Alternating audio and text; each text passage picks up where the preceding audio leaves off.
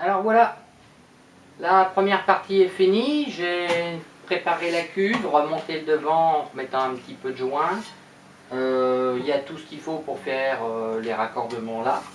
J'ai inversé et collé la valve, puisque je vais mettre du vide dedans. Il ne faut pas que l'air s'insère facilement. Donc si la valve était restée dans le même sens, ça l'aurait aspiré. Et donc l'air s'est rentré dedans. Donc là je l'ai juste tout simplement collé à la cyano, remonté. Si ça va pas, je mettrai de l'époxy. J'ai agrandi.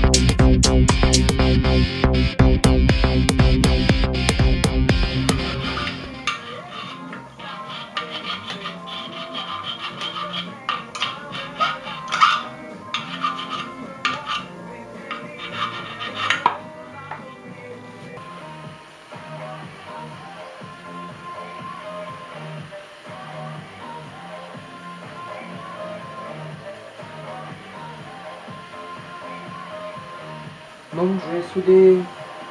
J'avais quelques vieux raccords de pont de briques, je ne me suis jamais servi, que j'avais acheté à une époque. Et puis j'avais récupéré des vieux systèmes avec permettant de mettre des embouts, des bouts de plastique comme ça, des bouts de tuyaux comme ça. C'est du tuyau d'air comprimé qu'on utilise dans la distribution d'air comprimé dans l'industrie en général. Et donc c'est des emboîtements rapides. Donc c'est assez étanche. Et donc je me suis dit pourquoi pas essayer. Donc j'ai soudé ça. Dans tous les cas, ça c'est un raccord qui me servira pour autre chose. Et donc allez, je vais mettre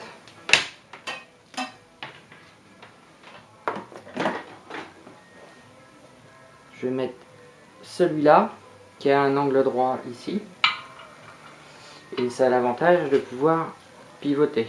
Alors bon, bien sûr, faut pas le faire trop parce que voilà. Et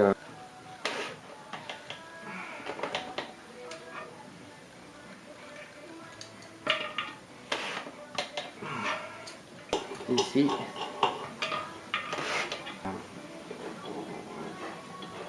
l'idée c'est ça. Donc après, forcément, je vais remettre à la bonne longueur.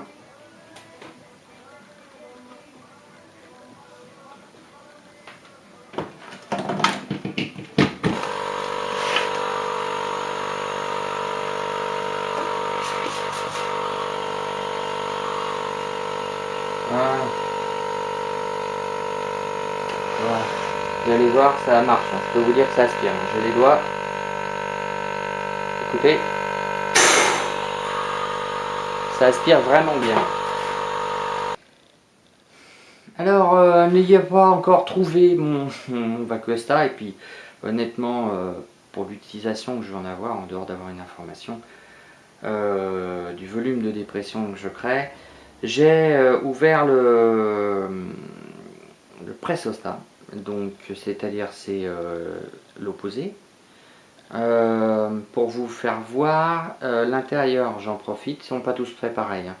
Donc on a une pièce qui est un arceau ici, qui est en cuivre fin et se déforme lorsqu'il est mis sous pression. En fait il se gonfle, hein, tout simplement comme un ballon de baudruche dans sa partie élastique, hein.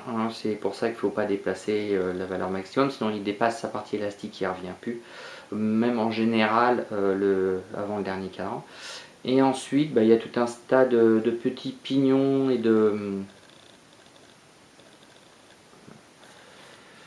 petits pignons qui font que lorsque la partie qui est là, élastique, voilà, vous voyez, voilà, ça bouge par exemple, ça entraîne une came qui entraîne un engrenage. C'est difficile de le voir, mais là on le voit bien l'ensemble. Et avec un ressort pour ramener l'aiguille et la stabiliser. Voilà. Alors il y a d'autres méthodes, hein, à bain d'huile, enfin bref. L'avantage de ce type-là, c'est que si ça se gonfle lorsque c'est sous pression, ça a aussi l'avantage de se dégonfler lorsque c'est sous le vide. Et donc j'ai décalé l'aiguille, comme vous pouvez le voir, de bas, pour pouvoir voir à combien je réalise la dépression. Alors je me leurre pas, ça ne sera pas proportionnel comme comme la pression en elle-même, mais ça sera bien suffisant pour voir effectivement si je déprime, enfin je décomprime trop ou pas la quantité de vide que je crée à l'intérieur de l'ensemble. Donc je le monte, donc je l'ai monté sur l'ensemble. Je vais brancher. Je vais pas tourner trop longtemps parce que j'ai presque plus de batterie. On voit l'aiguille qui descend.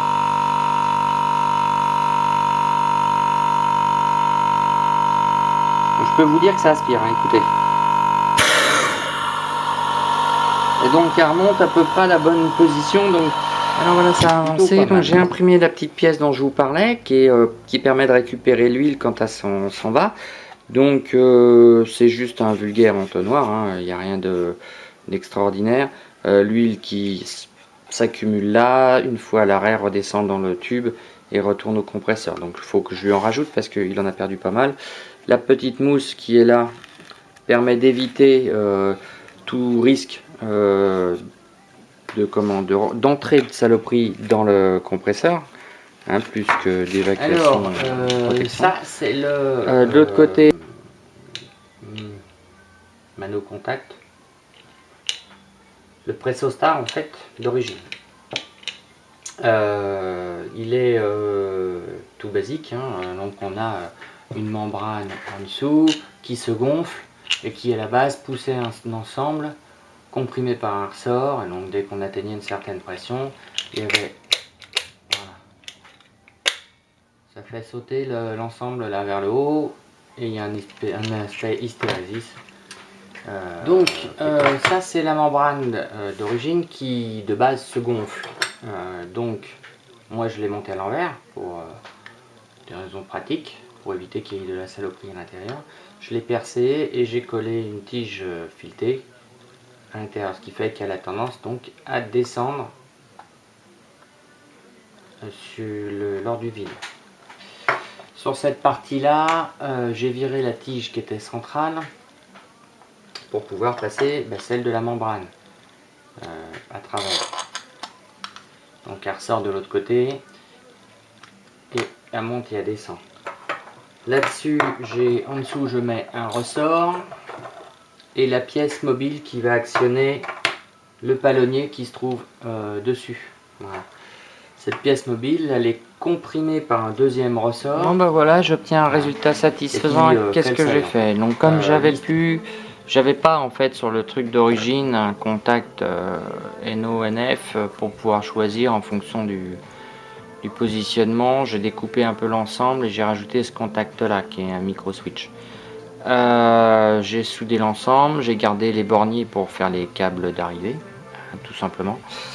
En dessous, la platine d'origine qui est là.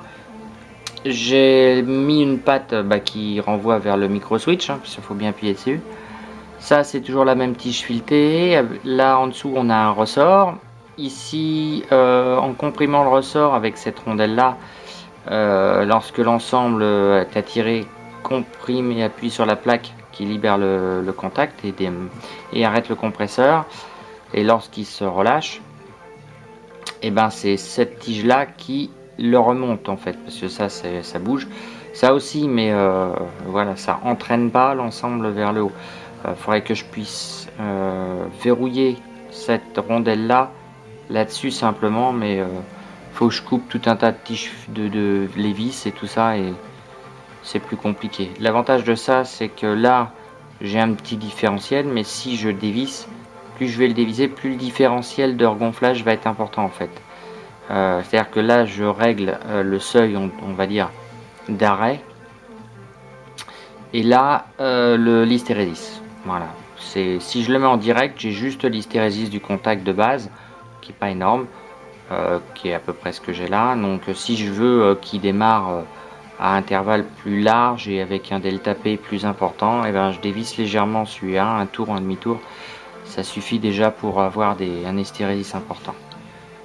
Voilà, donc bon, j'aurais pu me faire moins chier, acheter une version à 30 € chez Conrad là, qui existe en vacuostat avec une plage de réglage, mais c'était l'occasion de récupérer un ancien pressostat et de le convertir en vacuostat. Donc toutes les pièces qu'il y a là en dehors de la tige filetée et des écrous papillons, c'est les vis qui sont d'origine, hein. Donc voilà, il n'y a que le micro switch que j'ai été obligé de rajouter, hein, et la partie bien sûr tige de commande. Voilà. Mais ça m'a coûté strictement rien, le micro switch je l'avais déjà, donc c'est pas gênant.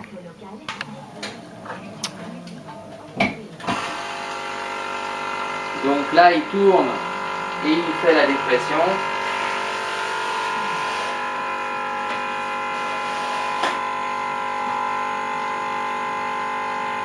Donc là forcément il n'y a rien d'autre, il n'y a rien derrière, hein.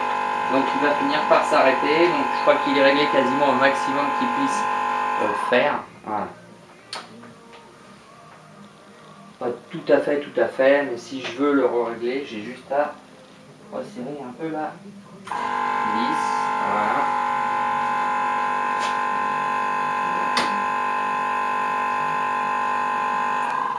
Voilà. Donc ça marche plutôt pas mal. La petite réalisation de la pompe à vide est finie. Tout est de la récup. Ça m'a coûté une vingtaine d'euros en pièces supplémentaires comme les raccords.